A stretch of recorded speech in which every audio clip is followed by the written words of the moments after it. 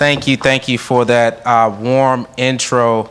I am so excited to be here and address you all today, and also honestly just excited that it's not raining anymore. I'm so tired of the rain. I really want to thank you to the commissioner, also thank her team, especially Jackie, which we all know well, for organizing this event. It's so amazing that this is the 10th symposium. I think that symposiums like this are very important because really, the goal here is that you're learning, right? You're learning what it takes to do business with the city of Chicago. I think that's pretty amazing because I confirmed it with the commissioner this morning. The city of Chicago buys $28 billion with a B of goods and services a year. And so it's a pretty large customer, right? So with that being said, I'm so excited that you're here to learn how to become a part of that spend so that you can grow your business and connect with people that have successfully done it, connect with those that are actually awarding some of the opportunities. I'm gonna just share a few points that hopefully will help you get closer to doing business with the city of Chicago or other large institutions. And then after that, open it up for questions. Sounds like a plan? All right. So why am I here? I'm here because, well, obviously I was invited to speak here, but also because I really want to inspire you to know that you can do business with the city of Chicago. I think there's a lot of people that think that, I don't really know if I'm, good enough or, I have what it takes to do business with the city or really any large institution. And I want you to know you can. One of the biggest things that you just need access to is the knowledge so that you can, know how to structure yourself and that you're prepared to take on that opportunity. And so, as was already said, I'm from the South Side of Chicago, and I didn't have anyone from my family that had started a business or that did business with the city of Chicago. My father, he's a bus driver. He was a bus driver for CTA for 20 years, and now he's with Pace. My mom, she's a social worker. So with that being said, I didn't come from, folks that had this amazing business acumen and things like that. But with that being said, even with that, a boy from the South Side of Chicago did business, with some of the largest institutions in our country, particularly in the grocery space, Whole Foods, Mariano's, Jewel-Osco, and also with government. And so with that being said, you can do business with them too. So, in my current capacity, I'm Vice President of Community Impact at World Business Chicago. With that being said, we really focus on three things at World Business Chicago with the Community Impact team.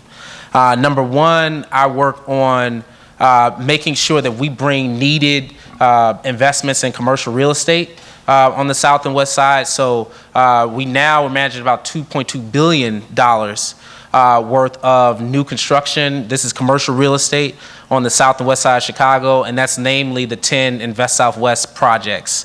And with that being said, one of the things that we're really proud of is that the majority of the firms working on those projects are minority-owned firms. So that's a great way where the city is kind of putting this money where its mouth is in terms of making sure that these large-scale projects, average dollar amount is about $20 million. It's making sure that minority firms are getting their fair share in terms of helping to rebuild and revitalize the south and west side. Number two, we work on attracting large kind of anchor employers to those developments. So, my team works with pretty much every national retailer you can think of, from Starbucks to Chipotle, to Chick-fil-A, to Target, to help them identify locations so that they can expand on the south and west side and bring the amenities that we deserve in our neighborhoods and help bring these neighborhoods back to life. And then lastly, we work to actually empower established minority-owned businesses to grow and scale. And so that's one of the big reasons why I'm excited to tell you a little bit more about my story and how I grew and scaled, because that literally is my job and my team's job at World Business Chicago, is to help, businesses grow and scale on the south and west side of Chicago. It's not always the first place that businesses choose when they think about growing and scaling in Chicago, because there's obviously unique challenges there, especially when we haven't had investments there in a long time on the south and west sides in some case. But we are doing it. We're successfully doing it, so we can talk more about that later. So, the big thing that I want to share with you all this morning is that this is the time to scale. So you might be asking, why is this the time to scale? Well, number one, this is the time to scale because Black and brown businesses have been creating new businesses at an all-time high. Between 2017 and 2020, actually, minority-owned businesses grew by 13%, whereas majority firms actually only grew about a half a percentage point. And so we are exponentially creating businesses. However, just about 70% of these minority-owned businesses have 10 employees or less. With that being said, that means the overwhelming majority of businesses, in my view, are micro businesses, which means that it's going to be really tough for you to, let's say you get a large, let's think about one of these Invest Southwest developments, the $20 million project, right? If you only have a couple of folks on your team, it might make it tough to take on that business. And so with that being said, I know some folks, they might just want to run a lifestyle business, and that's okay, meaning like you make enough money to make sure that you're self-employed, you're able to pay your bills, take care of your family, and that's okay. It's nothing wrong with that. But I know that a lot of the folks in this room are looking to do business with large institutions. And so if you're looking to do business with large institutions, you need to be thinking about scale. And because ultimately that puts you in a situation where your business can work for you, and then also you can build wealth for yourself and ultimately your community, and to do what we all want, which is to create jobs in our neighborhoods, particularly in black and brown neighborhoods. Yes.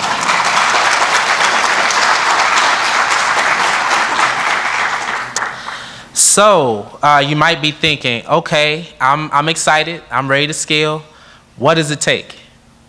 So I really think that there's several things that you need to keep in mind when you think about scaling. I'll run through the list and then I'll go through and give some examples. Number one, you need to structure your business so that you make money, so essentially that your business is profitable, but it doesn't limit your market. That's number one, and I'll come back to that. Number two, you need to make sure that you're networking. Everyone's here, so check, already did that. So you need to make sure you're a part of right networks. Number three, you need to make sure you adapt. Obviously, like for instance, things like COVID happened that none of us could have planned for, right?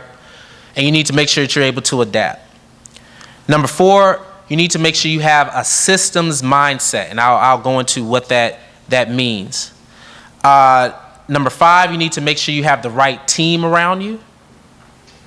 And number six, you need to always be raising money. So those are the big things. That's great. Those are the big things that you need to do to be able to scale. So let me unpack some of these things. So the first thing I said, you need to structure your business financially so you make money, but it doesn't limit your market. For us, with our product that we had in grocery, the price point for our meals was $6.99 a meal, essentially $7 a meal. You could buy it out of the deli section of any deli grocery store, basically across 5 states. The reason why we priced the product at that price point is because that was the price point that enabled my partner, which was the national retailer like a Jewel Osco or Whole Foods, to make money, but then also I could make money. So essentially, just to give you some simple economics, I produced the product for $2, sold it to the retailer for $4, they sell it to you for $6.99. So everyone is making money along the supply chain. We did have some price increases along the way because I ran that business for 10 years, and of course prices go up because the cost of inputs went up. But at the same time, that's just basic economics. So you need to make sure that you're pricing in enough money into whatever your product, whatever your service is, so that you're making money. A lot of our businesses, they just want opportunity and they will just price themselves as the lowest price option. I don't always necessarily recommend that, because if you're just breaking even, you're not making money, really you're running a nonprofit. You're not running a business. And so with that being said, you need to structure your business so that you make money. But at the same time, you don't want to overprice yourself. If you look out at the marketplace and on average for a widget, the city's buying it at, let's say, $10, or municipalities are buying it at $10. You don't want to price yours at $20 if there's no value there, right? So there's kind of like that happy medium where you price yourself so that you can move product or move those services, but at the same time that you still make money. Number two, like I said, making sure you're part of the right networks. I got the opportunity to be in Whole Foods because there was a kind of like an incubator program going on way back now called the Good Food Accelerator. And, I participated in that incubator, and literally because I participated in the incubator, I got access to the buyer at Whole Foods for my category. And so I was already doing business with Jewel Osco at the time. And they were like, oh, hey, how are things going? I said, things are going pretty well. We have good velocity. And from what I'm hearing from Albertsons, actually, we're one of the top selling products in the country in our category. And so they were like, okay, let me take a look, So I went by, dropped some samples off at the corporate office for this region after being a participant in that program. And they said, well, you've been a participant in this program. We feel that you are ready.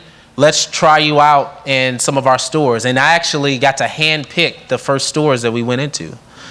And so with that being said, being a part of those right networks is really important. Coming out to these events, being a part of incubator programs, accelerator programs, anything that's helping to connect your business with the marketplace, be a part of those things because it is really, really helpful. People do pay attention. Third, I talked about adapting. And so my business, I can definitely say over that period of 10 years of running it, was all about adapting. Do you know when I first started, we didn't start off as a consumer packaged good product that you can buy off a retail shelf. Do you know I actually started off like Nicole Jordan in this room as a caterer?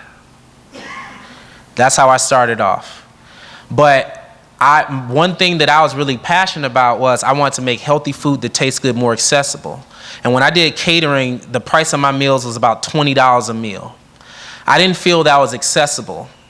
And so kind of staying true to my mission, I said, I need to probably go into retail because that will enable me to bring my price point down because I'll have economies of scale. I'll be able to negotiate with suppliers on olive oil and my inputs that I had.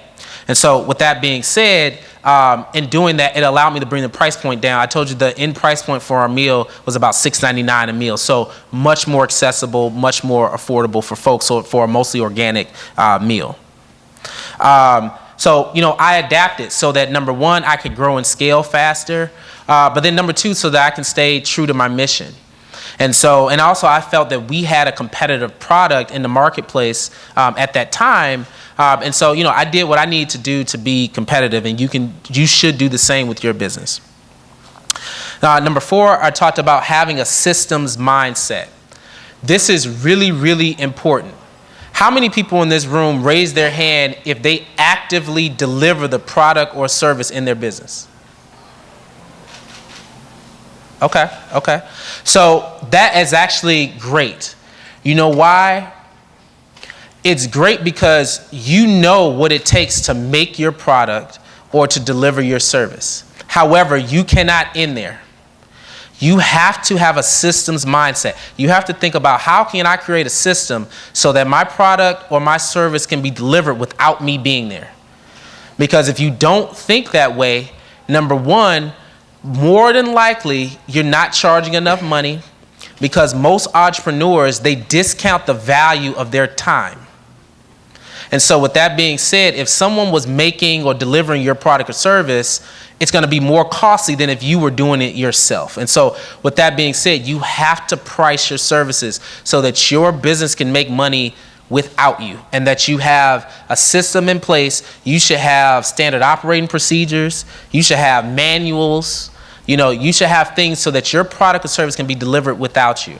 Because then you can go to someone like the city of Chicago and say, hey, I can guarantee for you that this is a competitive price in the marketplace to deliver this great product or service. And that product or service will get delivered whether you get sick, whether your kids act up or whatever, and you can't, go to work that day, whether someone doesn't show up and you need to bring in temporary staff to deliver the service. That it'll still be good every single time because you have a system in place.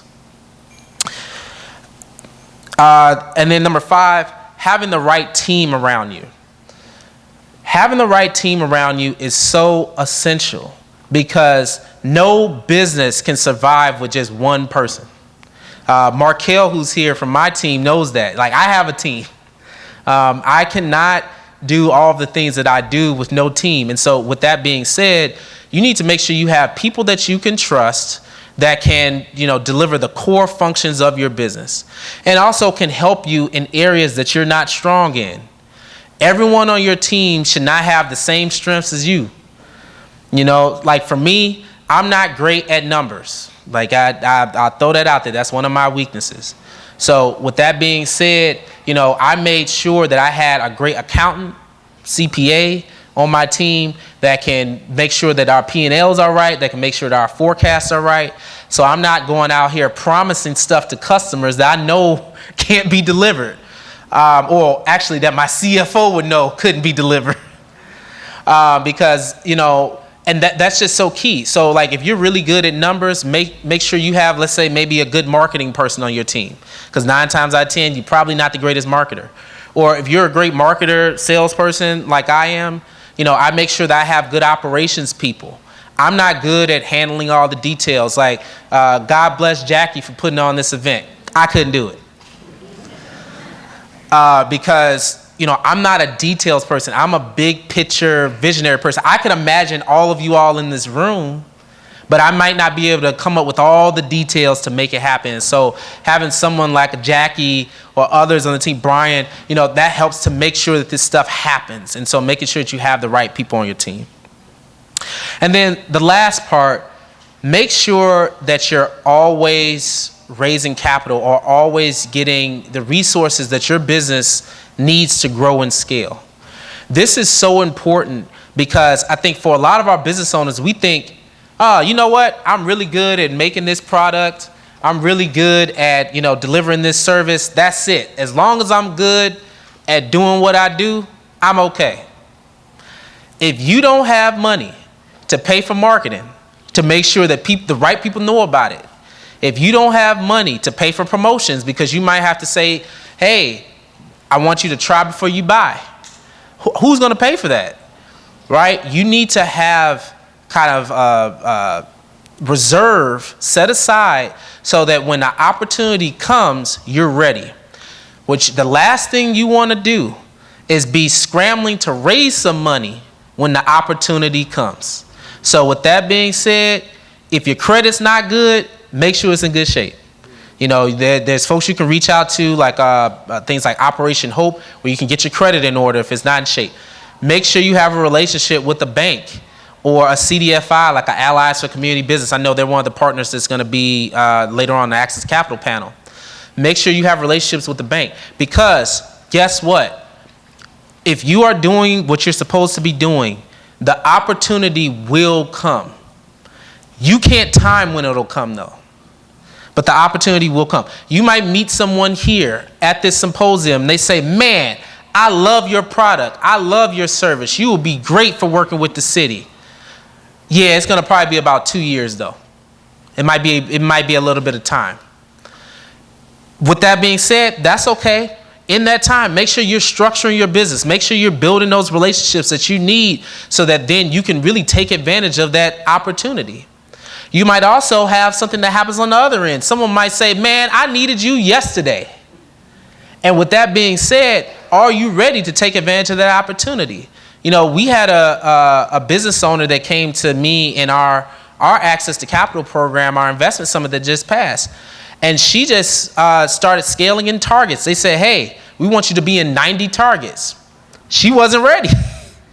And so with that being said, you know, now she's trying to do what she needs to do to get access to the money so that she can effectively take advantage of that opportunity. But if she was already ready, she could just say, yep, ready to go. When do you want me to ship the product? And so I just say all that to say, make sure that you are structuring yourself and always raising the money so you are ready to go. I'll be completely transparent. For me, in my business, we could have launched, did our large scale up when we went to over 200 stores. We could have did that a year sooner had I been raising money along the way. Instead, Jewel Osco came to me and said, your product is doing really well. We want to put this in 199 stores across 3 states. When can you start? And I was like, when I get some money? You don't want to be like that. And so it took me a year. I had to go out and then raise money. It took me a whole year to then launch. So it was a year later that we actually ended up scaling to that over 200 stores. So I just say all that to say, you can start sooner if you are already ready. So make sure that you keep that in mind. I want to talk a little bit about like where the market is going. Now that you know what it takes to scale, you know, I think you need to be, first off, just proud that larger and more diverse firms are going to be needed for the services and the goods that we're buying every day. And so with that being said, I think it creates a great opportunity for everyone in this room to be a part of the buying. I talked about that the city buys $28 billion worth of services. Think about the grocery store that you go to. Think about the school that you went to, or a college, all these places. All these institutions need to buy things. And they're going to need more options from more diverse vendors. One of the big reasons why is our society is becoming more diverse. So with that being said, everyone in this room, you're best positioned to deliver services in a more relevant way than anyone else out there because you're from these communities. And so with that being said, if you structure yourself appropriately and you're ready, you can take advantage of some of these opportunities in ways that folks might not have been able to take advantage in the past. And so with that being said, I want to make sure that you know that this is the time to scale. This is the time to get ready. Lastly, I want to just throw out here that I really want to make sure that you're doing what's necessary for you to grow. With that being said, what I mean is you're going to read a lot of stories and maybe some even the publications that we all read every day from, the Tribune to Forbes to Inc. magazine, all these different magazines and publications, the news, WGN, ABC. You're going to see all these stories about successful people that have built businesses. You do not have to build a business the way they built their business. You have something unique. You have something that's special. And so with that being said, you grow when it's time for you to grow.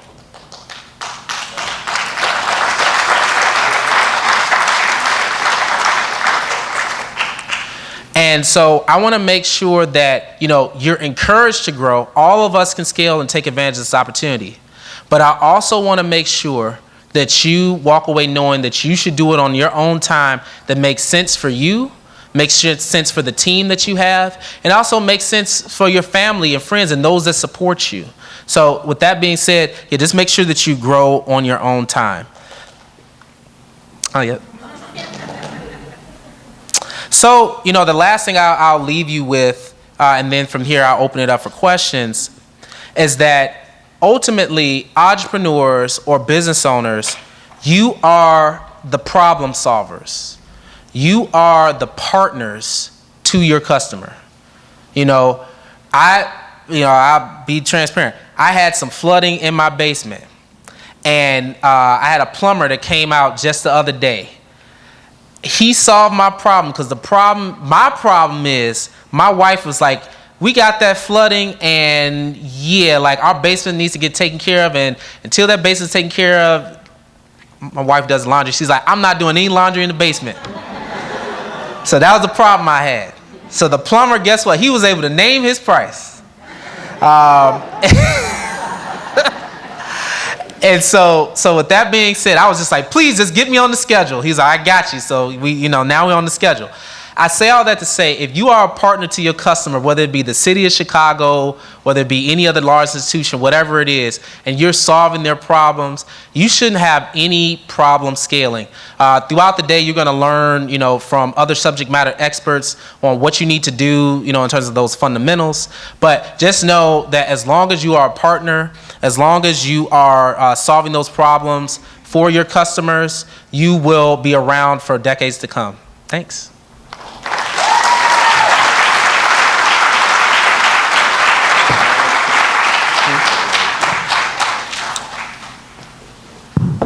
We have time for a brief Q&A. If you have a question for Mr. Baker, just raise your hand. I'll bring the mic around to you. Just introduce yourself and what organization you're with. But quickly, while I have the opportunity and your attention, we do have a great series of panels scheduled for you in the auditorium today. A lot of great subject matter experts. We're going to provide additional guidance. Just wanted to note quickly, the first panel discussion will start at 11:30 here. It is Building Diversity, Equity, and Inclusion in Economic Development. So if you're interested in that panel event, make sure you're back here at 11:30. So I'm going to start with this gentleman here, and then we'll come to you. You don't know me, but thank you. My name is Reggie Rush, and I work for a small boutique 20-year-old IT consulting company. And Mr. Baker, the sentiment over the podium that you gave for business owners was great. What I'd like to provide to you, what I'd like to provide to you is one thing I'd like you to add to some of the things you're sharing currently about being ready to scale, doing what's necessary. One of our swim lanes at our technology company is cyber and risk. We work with a lot of Fortune customers. Most of the people in here in the room that own their own business, that focus on revenue, you can either not get a contract or lose an important contract if you, as a small business, is not cyber ready. So learn how to do that at the small level. So when you scale, you can be ready for those larger contracts as well. Right? Yeah, so I agree. Everybody that needs to know, I'm on LinkedIn. Link into me. I'll answer any questions. I'll direct you. Because that's scale number one. You got to get that down. All right. Thanks, Chief. Good morning. My name is Letty Velez, and my company is Velez Global Enterprises. I used to be on the advisory board for Woolworths in Chicago. Woo! So I love what you guys are doing, but what specifically are you doing for small business? Because I love hearing about the $2 billion and the real estate and all that. That's all big. Mm-hmm. And Latino Black community, we need so much more, right? Mm-hmm. We work on grants. We're grant writers, grant hunters. We're trying to find and have debt-free solutions, right? Where they're not looking at credit. They're looking at what funding can we get. And small businesses, they need to learn, like you said, accelerators, incubators. I created something called ICU Latinas, Cohorts of Learning. We're moving into the Black women's space in the fall. What are you guys doing to help us to support? Like, I was in World Business, I supported you guys, I want to hear it back. Mm-hmm. How are you going to help me? How are you going to help all of them? Mm-hmm. And who do we got to go to specifically? Like, I want your number later. Yep. Yeah, no, that's a great question. And what was your name one more time? Letty. So great question. So the question was, what are we doing to support, small minority-owned business? So that really is the third kind of leg of what we do as a community impact team. I'll be transparent. For us, we're a small team. So with that being said, it's hard for us to work one-on-one with every small business. So one of the things that we've done, we do focus our efforts, and we try to work with established Black Latino-owned businesses to help them that are ready to scale. That is kind of like the key. So like if you're just getting started, we would refer you to a partner, like maybe the Women's Business Development Center or the Chicago Urban League or something like that, because we're not really structured well to help you if you're, just starting out. However, if you are an established business and you're looking to grow and scale, we do have programs to help. We just got done with our second Black and Latino Excellence Investment Summit, where 16 businesses got access to capital over a 16-week period. 6 of those businesses got offers, and one of the businesses walked away with $150,000 participating in this 16-week program. And this is a Black woman-owned business. And so with that being said, we have that program. We also have our Small Business Tech Symposium, which will be in the fall, and we'll announce that soon. That's where businesses can come out. They can get all the technology resources. I know you're talking about cyber. Get all the technology resources they need to grow and scale. That's open to any business, by the way. It's free. Last year, we had 200 people come out. And then lastly, we launched something earlier this spring called our Empower series. And that's really where we're focused on how to scale. That's open to all businesses, even though it's geared towards businesses that are ready to scale. But that how to scale is a free I think we did it over like a 4-hour period. We had it on the South Side earlier this year at the Discover Financial Center in Chatham. And people could come out and they could learn the real nuts and bolts of what they need to do to build a team, to make sure their finances are in order, to do all those things. We basically did like a micro version of what you're going to do here today throughout the day in the different sessions. And so we do have that programming to support Black and brown businesses growing and scaling. Yep. Thank you. Hello, I enjoyed your presentation. My name is Babette Payton. I'm a national gold medalist archer. I shoot the bow and arrow. Hey, how you doing? Hey. I'm one of the best in the world. Looking forward to bringing a gold home for the U.S. and Illinois next year. I'm also an entrepreneur, and I cut my teeth in international trade and in accessibility. I was the first female minority in the world to build elevators, union shop from the ground up, and I was an expert witness to go in a court of law to determine whether it's accessible or not. Now you see, I got hurt in the military.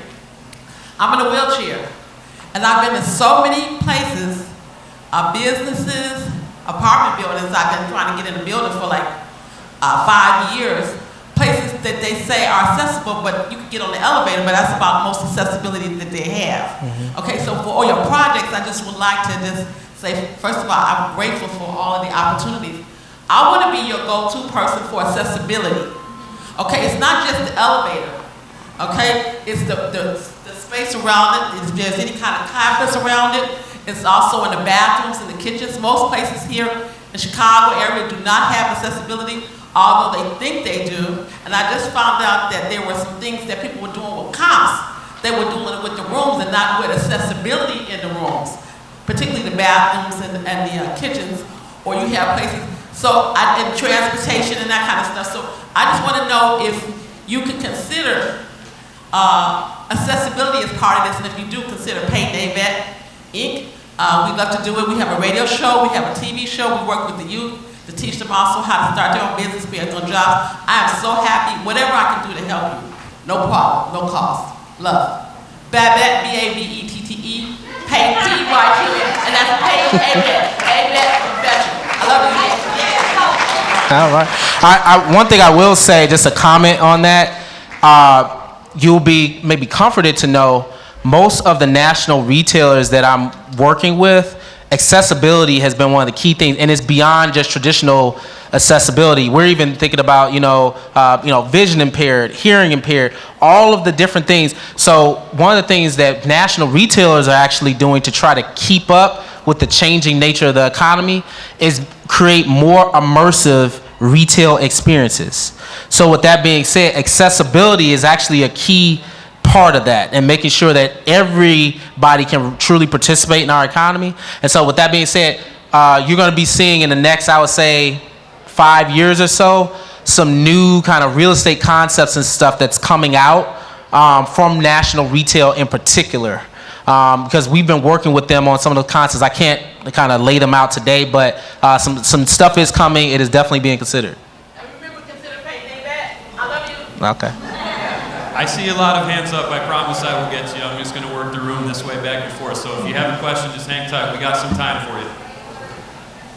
My name is John Kennedy, Choice Media Design Studio. This is pertaining to small business. A lot of my clients are small business, and when it comes to one thing you're saying about always raising money for your company, a lot of small businesses depend on the radius around their business. If they're local, that 30 or 50 miles radius for most of their resources. But they're missing out on the possibilities of more by having digital products that they monetize within their business, within their niche. They're missing out because they don't know how to connect that mom and pop, which is a pet store, to products that's all over the world that they can sell for their business. And that's what more small business should do. Look at the digital products, not the hard products, but the digital products that's available worldwide. You know, being a connection with Amazon as an affiliate, and be able to bring in another 2 or 3 lines of resources to their business. Yeah, no, I think you say your name one more time. My name is John Kennedy. Okay, so I think, Mr. Kennedy, you bring up a great point that businesses, essentially, they can be making money along the way of delivering maybe their primary service. You know, because, you know, I think about for our own service with Moon Meals, we had our retail product. But then also one of the things that we found is that people would say, okay, I love this kind of grab and go Fiesta wrap. It's like a healthy burrito, but I actually just want some recipes I can make on my own. So what do? We created a library of recipes on our website that you have to be a member to get access to. And then now you're buying the product in the store, but then you're also paying to get access. And you know, it was like $10. It wasn't much, but if you get 100,000 people to pay $10, it's pretty good business. And it's business that you don't, once you created the recipe guide, you don't need to do it anymore. So it's something that literally makes money in your sleep. So I completely agree. I think there's a lot of opportunity around, you know, like you were saying, maybe like content, things like that you can kind of create once and then just give access to people all around the world. So it's not just your product or service you sell. Right, and that's another area. Creating your own content or creating your own product from what you do. A pet store or let's say a dog groomer knows these dogs. They know certain things about them. To put together a PDF that they can sell online for $10 can bring them hundreds of thousands of dollars based on that niche. Yep.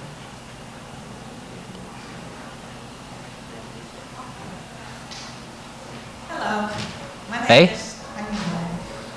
My name is Sean O'Connors. I have a company called Disrupt the Impossible, which is coaching, consulting, and meditation, where we coach and consult from a holistic space. My question is, I know you were talking about scaling. You know, I know you World Business Chicago, and you were saying that's for individuals that's scaling their business. I have 2 questions. One is, what is your definition of scaling your business, so I can know exactly? And then the second one is, I think it was 2012 when you started out, when they said 2012.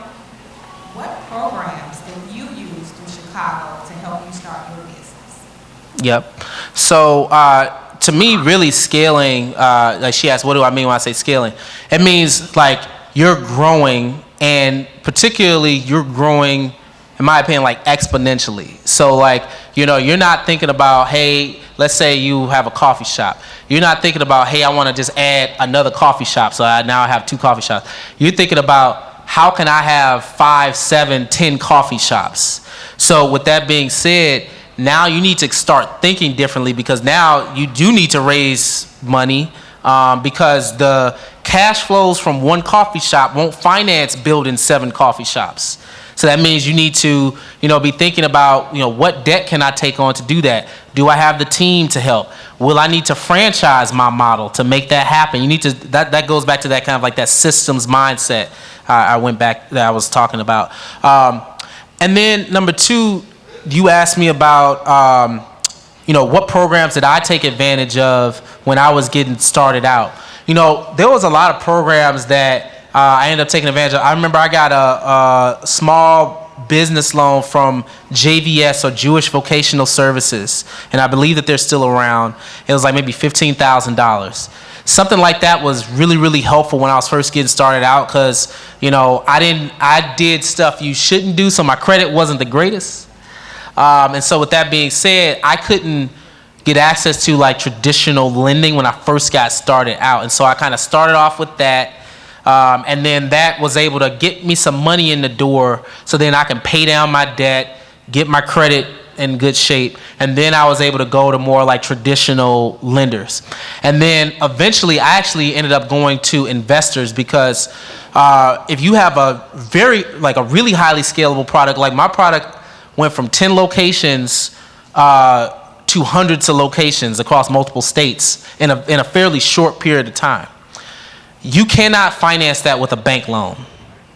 So I ended up figuring out that I needed to go and actually raise capital from angel investors. So I ended up raising just under about $1 million to scale my business from investors, because that's what made sense for my business, because I had a highly scalable product where essentially you create this one product and then you can scale it to hundreds or even thousands of locations overnight. And so that kind of made sense for my business, so I ended up doing that. I mentioned the Good Food Accelerator. I was a part of that. That helped me kind of get like a mini MBA to learn what I need to do to grow my business. I was really good at food marketing and supply chain, because before starting that business, I ran businesses for Kraft, Conagra, and Nestle. I ran like DiGiorno. I worked on Oscar Mayer Wiener, Lunchables, all these billion-dollar brands. So I did have a little bit of a history before I started my business as well. So, that's why I said you got to kind of focus on whatever your strength is, right? And then the other stuff you kind of outsource. So like I said, accounting, that's not my forte. So I brought in someone that could do the accounting and our operations. Mm-hmm. Hi, Mr. Baker. My name is Jason Cummings. I'm the cloud executive for Google Public Sector for local government in Illinois. I think we've got a board seat with World Business Chicago. And recently we did support Black and Latino businesses with Google for Startups. So my question for you is just about how technology could be leveraged. One, when you're thinking about your journey and scaling your business, what was the role that technology played in helping you scale? And then when you look at institutions like World Business Chicago and the city of Chicago, how do you think that a company like Google could help amplify and scale those efforts to support small businesses? Great question. So I think technology, particularly in 2023, is critical for any business. But I actually think it's especially critical for small business. The reason why is because most small businesses, let's be honest, it's an unfair playing field. The small business doesn't have the same resources as a global multinational corporation, right? To do sales, to do marketing, to do all those things. So technology, in my opinion, has actually kind of leveled the playing field to some degree. For us, what was critical on getting the word out, while my competitors was spending, millions of dollars on paid ads and things like that, doing billboard campaigns and stuff that we could have never afforded, big radio campaigns, all those things, we were using what is now Meta, but it was basically Facebook. We did geo-targeted Facebook ads around our hundreds of locations. So if you lived in the West Loop, we made sure that you saw ads for the Jewel Osco West Loop, and you could come out and get a free sample of my product on Meatless Monday, because it's a vegan product. So we made sure that you knew you can get $1 off on Monday in the West Loop if you lived in the West Loop. We were able to geo-target that. That campaign probably cost me like $6,000, across hundreds of locations. If I was doing a marketing campaign in Chicago, the third largest market in the country, it would cost me millions of dollars, right, to do that if I was kind of playing the way the traditional large multinational conglomerates play.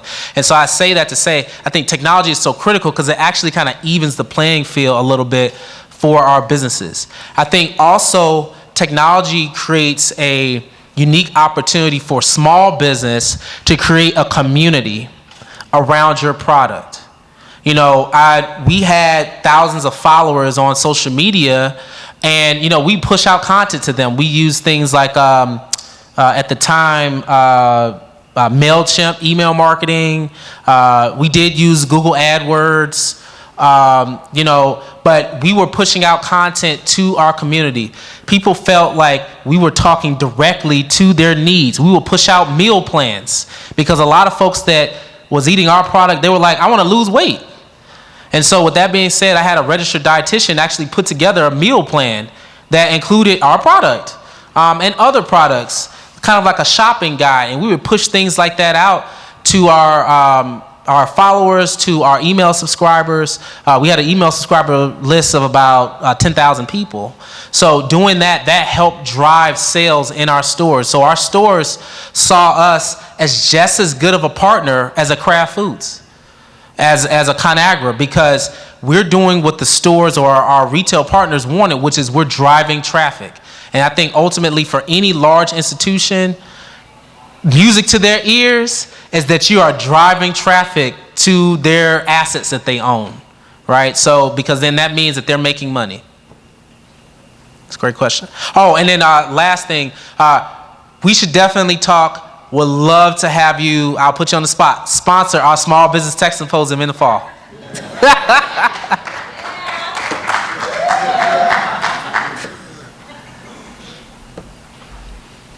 Hello, my name is Chantal Grant. I am the co-owner along with my sister of Sugar Realms Bartending, which is a mobile bartending company. We operate very differently. And we pretty much push a new sector of hospitality. My question to you is pretty much what is the advice for growing a sector of business that isn't there? And I'll elaborate because mobile bartending is a little different. We're different from caterers, we're different from event planners, we're different from staffing companies. We literally 6 years ago created a sector of business where we are able to go in people's homes and bartend professionally, as well as spreading awareness about alcohol safety and knowing how to cut people off and things like that. And we also provide numerous jobs for bartenders, training, just an entire mobile bartender workforce development. So it's totally new, but it is trending now. And we kind of want to be able to corner the market and show people how to do it, because there are a lot of safety issues that involve people going to other people's homes, bartending, and involves alcohol. So my thing is, how do you effectively grow this sector, right? In terms of what you were talking about, scaling and things like that. Even with contracts, it's a little different, because when we go and we apply for contracts, they're like, well, are you guys caterers or are you staffing? And it's totally different. So what is the advice for that? Because our solution is that we plan to get sponsors to kind of help grow this sector of hospitality, and then get alcohol brands involved, because since the alcohol is in the community, it's only fair for them to help create jobs with that. So what is your advice with this new sector of business? So that's a great question. So essentially, you can let me know correct me if I'm wrong, but if you're talking about, what needs to be done to really like grow a market and create a market, well, one thing I will say, it is kind of challenging to be a pioneer if you don't have a lot of money. So I'll be transparent about that. It's challenging because you have to create new habits in human beings. And that is very hard to do. We are very habitual creatures. And so with that being said, somebody has to now stop using whatever they're using and now do what you want them to do a little bit differently. And you have to pay a lot of money in education to get those habits to change. I would say if you want to kind of create a market in that way or kind of shift the market in that way, number one, like I said, that goes back to what I was talking about, always be raising money. I hope you have been raising money or you have some partners lined up. I'm glad to hear that you talked about maybe partnering with alcohol brands and things like that. Maybe you can tap into their marketing budgets and things like that because it's something that you think is novel and will help grow their business because it will be difficult when you first get started just doing the education piece. However, once you kind of create that market, the nice thing is that you could potentially be the leader in the category, and then you could potentially set pricing. And then that creates a huge opportunity for you because now you can have a very profitable and scalable business. But do know, once you create that market, you will have competitors. And they will definitely take advantage of the fact that you spend all your marketing to build the market for them. So, with that being said, just know that's okay. You can definitely go out and you can do it. I recommend that you make sure that if you are building a market, make sure that you're a part of thought leadership in the industry where you're talking about, this new trend and like everyone needs to be doing this and this is a lot of value. Make sure, if you can, that you're being, like an author, maybe to like articles and things like that, talking about this. From there, you might get invited to speak on TV shows or morning shows and things with the news. And then really from there, you've created the market, people know about you, and then hopefully then they want to use your product first versus copycats that will come. And then last, I'll throw in a little, shameless plug. We're launching a food and drinks directory actually at World Business Chicago, and we're gonna put out the link for that on our website, and then from there you can actually sign up to be a part of our food and drinks directory. So those are services that folks can use when they're looking to do corporate events. They can think about you, so you can also be a part of that as well. We do have a full program today, so in the interest of time, we got time for one or two more questions here. But the good news is Mr. Baker has offered his services to us throughout the day. He'll be moderating the panel a little bit later too. So if you see him throughout the event today, I'm sure he'd be more than happy to answer a few questions. So I'm going to get to one or two more questions, and then again, the next panel event will be starting at 11:30, Building Diversity, Equity, and Inclusion in Economic Development. Mr. Baker, my name is Antonio Vega with Sanchez Paving. What were some of the challenges you faced when trying to get your product in front of decision makers, and what approach worked for you to get those meetings? So I'm a sales director, and we do a lot of work for the city. Thank you for your continued business. I've been tasked with getting my foot in those doors with giant corporations that some don't even go through procurement. But that's my question. Thank you. So great question. What do you need to do to get in the door? And what challenges do you face once you get in the door? I'll tell you one of the biggest challenges that I face. I'm young and black, and most of my competitors were old and white. And so with that being said, when I would come into the room, there was always these questions around, tell me about your capabilities. How long have you been doing this? Who are your other customers? Can you do this? All these things.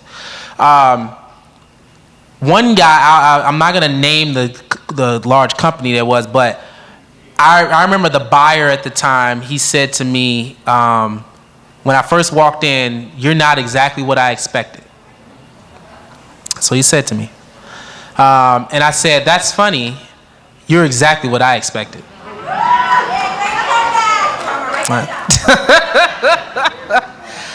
And so I say that to say, I already know that I'm coming in, I'm from the south side of Chicago, I'm black, no one in my family has started a business. There's a lot of folks that would say like, "Oh, well, why are you capable to do this? Why are you the best pick to do this?" And one of the things that I said was, "Hey, I'm your partner in this. I know the business model of how your institution works. I want to make sure that you make money, and I want to make sure that I make money. And so with that being said, I think if you go in truly doing your homework, understanding how your category works, no matter what it is. Like I know you say you do paving. Yeah. So, really understanding that category, how it works, what are the needs, what are the pain points of the customer, then you can craft a solution and position that solution as the best option, in the market. And it doesn't matter what you look like. It don't matter where you come from, none of that stuff. Because you also now, you say you already have business with the city. You have a track record already. You're ahead of a lot of folks already. Because you could say, I do business with the city of Chicago, the third largest city in the country. So with that being said, if I do business with the city of Chicago, the third largest city in the country, why am I not doing business with you? So that's really, I would think how you are going to overcome some of those challenges. Number one, have the confidence and know that if you're already servicing some customers, you've tried the product out already, right? Like people are getting value. And then from there, just essentially illustrating that value to new customers so they can say, you know what, I want to be a satisfied customer just like your other customers that you already have. Yep. So this will be our last question before we have to get ready for the next panel, but I assure you LaForce will be around today to give you any assistance you need. So last question and then we'll get ready for the next panel. Okay, and I'll make it quick, okay? LaForce, great name. Oh, thank you. I met you. My name is Aurora Hidalgo Castro, and I work with this young lady right here, and I met her 2 years ago. I talked to her. I'm like, I need to work with you, and I want to help you grow your business. I've learned so much from this person, and I was a teacher before. I retired. But how do we get to the next level? We need your help because this lady right here, well, when I met her, she had acquired already $6 million for companies, small businesses. She helped these people during pandemic. As of now, we're at $7.6 million that small businesses have acquired. This young lady right here. That's awesome. I have helped her. I am what am I? I always get this wrong. Let me get it right. This SVP of Outreach and Development. So I go out there and I hustle to get what we need. We have a cohort of learning for Latinas so they can learn what she knows. So that we can teach them what we know. Get your business straight, right? Get your business plan, get your financials ready. So what we need is just to be heard, see our presentation, see how we can partner. I don't need I need help to grow, to show these Latinas. Now, we have a lot of restaurants and people, and they're not here, because they're working. It's hard for them to come out here. Yep. But we're their voices. I can't wait to go back and tell my little restaurant, guess what I have for you. Okay, so all I need is an opportunity. Thank you. Okay. Yeah, so I think you hit the nail on the head, and I think that a lot of our businesses need. Again, you're amazing at delivering your service, but a lot of folks that you're trying to target, they might not have heard about you, right? I think, number one, a lot of our businesses, and I can say this because my background is marketing, a lot of our businesses don't factor in the cost of sales and marketing. You do have to invest a little bit in sales and marketing. Like, I have a website, LaForceBaker.com. I pay for that. I think it's like $150 a month or something like that. I have that because every time I speak, every time I do stuff, people say, how can I connect with you? I need you, and the LinkedIn is great, but the website is better because the website, people can just quickly type your name in, get quick information, follow up, subscribe to your email list. I think, to reach the audience that you're trying to reach, because I know you talked about, restaurant owners and things like that. I know firsthand because some of I've done some marketing consulting for restaurants, and yeah, they don't have a lot of time. They're working in the business. It's a lot of work. So I think for you, actually developing content. Do you have content on YouTube? Okay.